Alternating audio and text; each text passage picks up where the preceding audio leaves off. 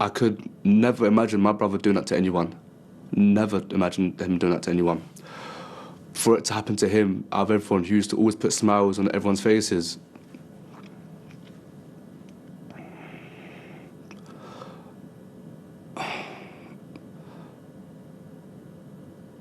no one deserves for their child to go away like that, or a family member or brother.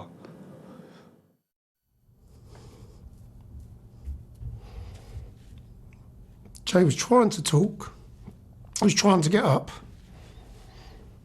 And I shouted out to him, Jay, these people are here trying to help you. Just listen to them and everything's going to be okay. I knew when I walked in that room it wasn't good news, because you could tell by the way there was 4 or 5 doctors, nurses, all in one room, me, my wife and my daughter.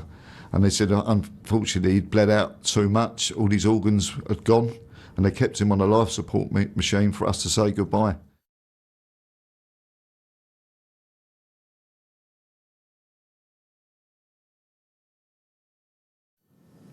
They said that Jermaine has not made it. And that was a black cloud over my eyes. That was the darkest feeling I ever had in my entire life as a parent.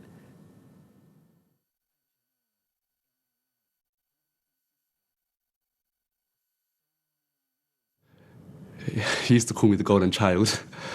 So, because I was always excelling in my studies, he thought, as he wasn't as bright, I would say, as me, he thought like I would be like the gateway to a successful future for our family.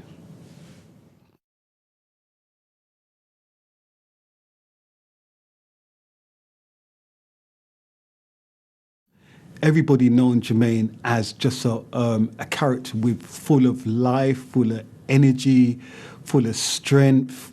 We had an amazing relationship. We were more like mates. Typical banter. We both supported different teams, so we had that banter going on. He was amazing. He was, it didn't matter which room he walked into, he lit up, you know, he smiled, tall, good looking, you know, he had everything. He was a jammy git.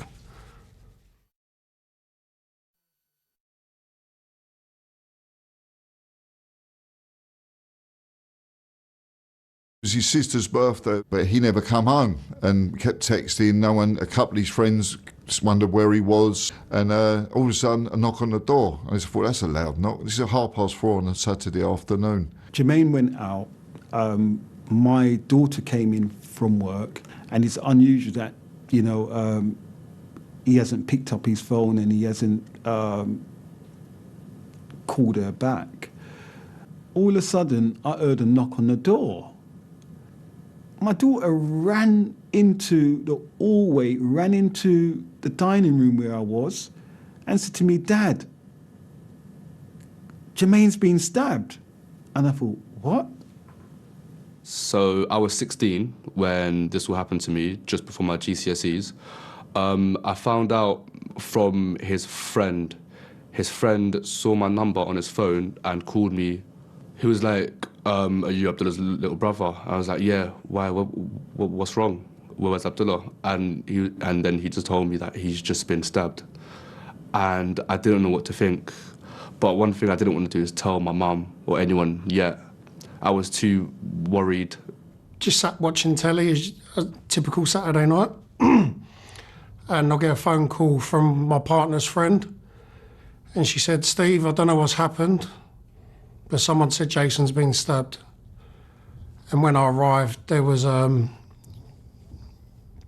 police officers with him trying to resuscitate him.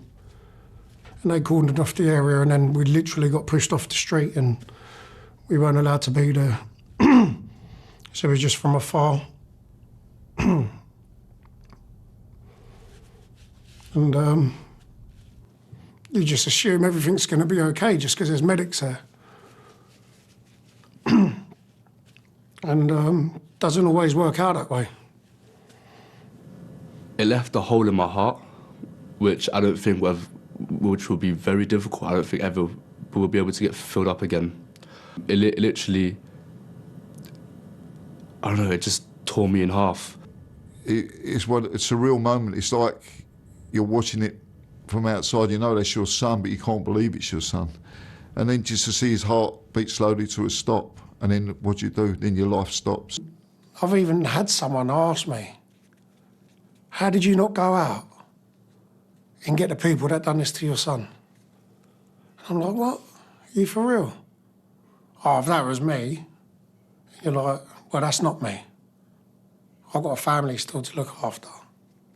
It's broken, it's torn me apart. There's a big what will never be fixed in my life for Jermaine. You know, as much as I try to look through it and accept it, I just really can't. I remember coming away from the hospital and getting in my brother-in-law's car and thinking to myself, what do I do now? What do I do now? I was trying to stay strong. I equate it to being my car going over the cliff and Barty's fell and the rest of them now, and I've got to hang on to that car, because if I don't, they'll all fall over, you know? And that's the way I've looked at it from day one. I had to hold that car off the edge of that cliff because it was like a car crash when it happened, you know? I never really told them how I really felt. I personally felt like I had to do a lot more now for like my mum and the rest of the family. Since Jay died, every news channel wanted to speak to Sharon. No one was interested in speaking to me.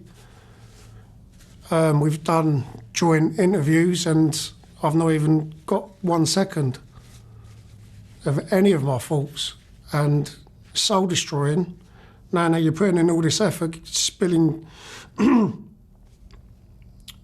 all your heartfelt emotions and not a word's been said. We owe this inner pain, which sometimes we need to release. I'm not going to say I'm Superman and I'm macho and I won't have tears for my son. I would always have cries and tears for my son.